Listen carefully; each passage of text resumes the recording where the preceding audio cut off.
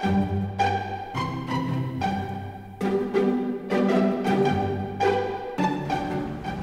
adik-adik, saatnya membaca dongeng bersama Kak Ocha. Nah adik-adik, hari ini Kak Ocha sedang menggunakan baju bermotif batik ya. Pas sekali dengan cerita hari ini, yaitu judulnya Batik yang Paling Indah. Nah cerita ini ditulis oleh Ibu Dian Kristiani dan digambar dengan sangat cantik oleh Ibu Matahari Indonesia. Wow, ceritanya seperti apa ya? Yuk kita lihat bersama-sama ya adik-adik. Wah, siapakah ini? Paket! Teriak Pak Pos. Wah, lalu Salsa langsung terbirit-birit keluar untuk menemui Pak Pos. Asyik, itu pasti untukku, kata Salsa teriak senang sekali adik-adik. Salsa menandatangani resi dari Pak Pos dan Mama bertanya-tanya. Wah, anakku, kenapa kok senang sekali? Itu paket dari siapa memangnya? Tanya Mama ya. Ibu, ini dari Lili, temanku asal Pekalongan. Kami bertemu saat final Olimpiade Matematika. Dia bilang akan mengirim hadiah untukku, dan inilah hadiahnya sudah datang. Wah, Salsa senang sekali karena paket dari Lili ya, temannya sudah datang. Dan akhirnya Salsa dan mamanya bersama-sama membuka paket tersebut. Wow, apa ini Ma? Ini kain batik? Teriak Salsa dengan sangat gembira. Wow, iya, bagus sekali ya nak kain batiknya. Salsa jadi inget daster Mama. Salsa, Mama terbahak-bahak. Kira-kira kenapa ya adik-adik? Salsa, kalau daster Mama itu bukan kain batik ya, tetapi kain bermotif batik gitu ya, kalau kata mamanya Salsa. Memangnya berbeda ya Ma dengan kain batik ini? Iya, tentu saja berbeda. Kalau kain batik yang sedang Salsa pegang ini adalah batik tulis, batik yang digambar dengan tangan. Wow, luar biasa ya adik-adik, ternyata kalau kain batik yang asli itu digambar dengan tangan. Apa ini? Ternyata Salsa menemukan sebuah amplop di dalam paket tersebut. Lalu Salsa membuka amplopnya. Ternyata itu adalah surat dari Lili ya, temannya. Yuk kita baca bersama-sama ya adik-adik. Salsa yang baik, seperti yang kujanjikan, ini hadiah untukmu. Selembar kain batik khas Pekalongan. Cantik kan? Batik Pekalongan sudah ada sejak tahun 1802. Lama sekali ya. Dan motifnya pun bermacam-macam. Dahulu banyak sekali orang Belanda, Arab, Jepang, dan Cina yang tinggal di Pekalongan. Tak heran, motif batik kami pun dipengaruhi oleh budaya mereka. Seperti kain yang kuberikan padamu, itu bergambar liong atau naga berkaki dan burung phoenix. Motif ini terpengaruh budaya Cina.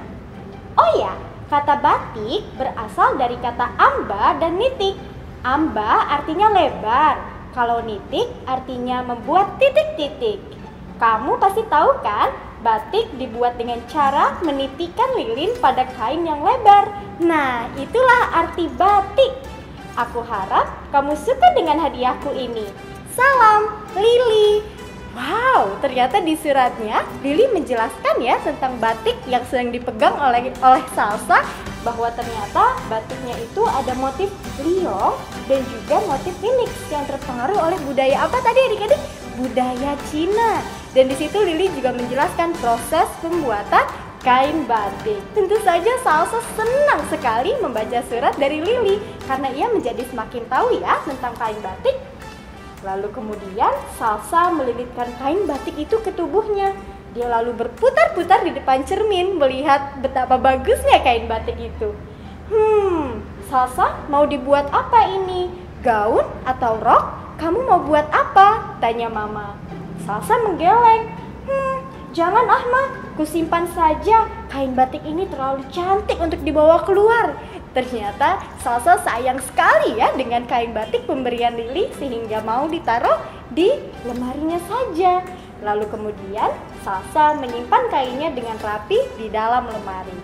Lalu adik-adik, pada sore harinya Salsa sedang berkumpul nih bersama teman-temannya. Ternyata Salsa tidak tahan untuk tidak pamer kepada teman-temannya.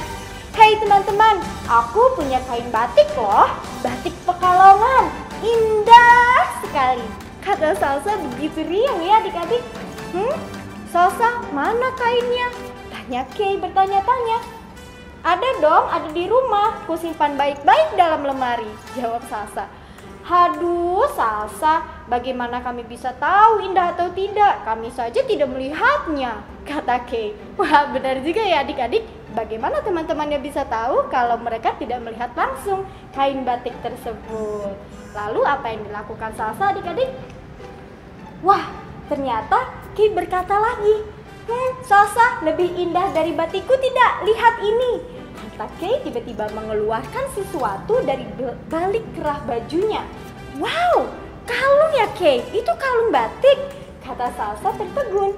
Keren sekali Kay, keren, kata teman-teman yang lain. Kay tersipu malu dan juga bangga ya. Ini buatanku sendiri loh, dari kain batik sisa gaunku. Ini kain batik Pekalongan juga loh, namanya motif jelamprang, kata Kay menjelaskan kepada teman-temannya. Salsa mengernyit. Ini pengaruh dari budaya mana ya Kay? Kata temanku Lily, batik Pekalongan dipengaruhi oleh budaya para pendatang. Kalau yang ini, batik yang kamu punya, itu dari mana pengaruhnya? Kamu benar Salsa, kalau ini pengaruh Islam. Dahulu, batik jelamprang dibuat oleh keturunan Arab. Motif ini idenya dari bunga padma, sahut Kay menjelaskan kepada teman-temannya ya. Wow, ternyata banyak sekali ya kalau motif batik Pekalongan. Lalu selanjutnya, Kay mengajak Salsa dan teman-temannya untuk bermain ke rumahnya. Ternyata ibu Kay adalah orang Pekalongan asli. Wah, aku baru tahu Kay. Kupikir mamamu adalah orang Semarang. Iya Salsa, lahirnya memang di situ, di Pekalongan. Tetapi ibuku dibesarkan di Semarang, kata Kay. Dan lalu, apa yang dilakukan Kay di rumahnya? Kay menunjukkan gelangnya. Dan gelang itu juga terbuat dari sisa kain batik jelamprang. Wah, tadi Kay sudah punya apa? Kalung ya, bermotif batik, dan juga sekarang punya gelang bermotif batik. Banyak sekali ya jenis-jenis bendanya. Dan selanjutnya ada apa? Wah, ternyata Salsa jadi tertarik nih adik-adik. Dia pikir kain batik hanya bisa dibuat untuk pakaian saja ya, bisa untuk baju atau rok. Dia tidak menyangka bahwa bisa dibuat yang lain seperti gelang dan juga kalung yang sudah dibuat oleh Kay ya. Kay, aku tertarik nih, kamu mau nggak ajarin aku buat itu? Ah, tentu saja boleh, sahut Kay dengan senang gembira. Lalu Salsa buru-buru pulang ke rumah adik-adik. Dan teman-temannya benar, seindah apapun kain batik, tak ada gunanya ya jika hanya disimpan di dalam lemari. Harus diperlihatkan juga ya dan dijadikan benda yang bermanfaat. Mama, kain batiknya mau aku buat rok ya, sisanya mau aku buat kalung, kata Salsa begitu bersemangat adik-adik. Waduh, memangnya bisa ya Salsa? Kalung seperti apa? Mama justru bertanya-tanya adik-adik. Ih, Mama kudet deh, kurang update, kata Salsa. Hahaha, beritahu Mama dong Salsa. Dan Mama hanya tertawa saja ya adik-adik. Setelah itu, apa yang mereka lakukan? Ya, Mama lalu mengajak Salsa untuk melihat-lihat model rok. Yang ini saja Salsa, ini bagus. Aku gak mau yang ini aja ya Ma, yang ini aku suka yang ini. Tapi kalau menurut Mama, ini kurang bagus, lebih baik yang ini saja. Ih, tapi aku tidak suka, seru Salsa. Wah, ternyata mereka saling bertukar pendapat ya, mau rok yang model seperti apa nih kira-kira. Dan akhirnya Mama mengalah adik-adik. Salsa memilih sendiri model roknya. Lalu setelah itu, ya akhirnya gaun Salsa jadi juga. Tante Lan, penjahit langganan Mama yang menjahitnya. Asyik, ada sisa kainnya, seru Salsa. Coba lihat ya adik-adik, cantik sekali gaunnya dan masih ada sisa kainnya. Dan akhirnya Salsa buru-buru ke rumah siapa? Ke rumah Kay. Untuk apa ya kira-kira, dia bisa tebak? Ya, tentu saja karena Salsa ingin diajari untuk membuat benda-benda lain dari kain batik. Kay pun segera mengambil perlengkapannya, ada gunting, lem tembak, dan juga ada tali ya. Dan lihat, mereka bersama-sama membuat sesuatu. Kira-kira apa yang mereka buat ya? Ada yang bisa tebak adik-adik? Kita lihat ya. Jadi, wow! Bahkan karena kainnya masih sisa cukup banyak, Kay mengajak Salsa untuk membuat tempat pensil. Wow, keren ya, gumam Salsa. Iya, nah kan kalau begini keindahan batikmu lebih sering terlihat, Salsa.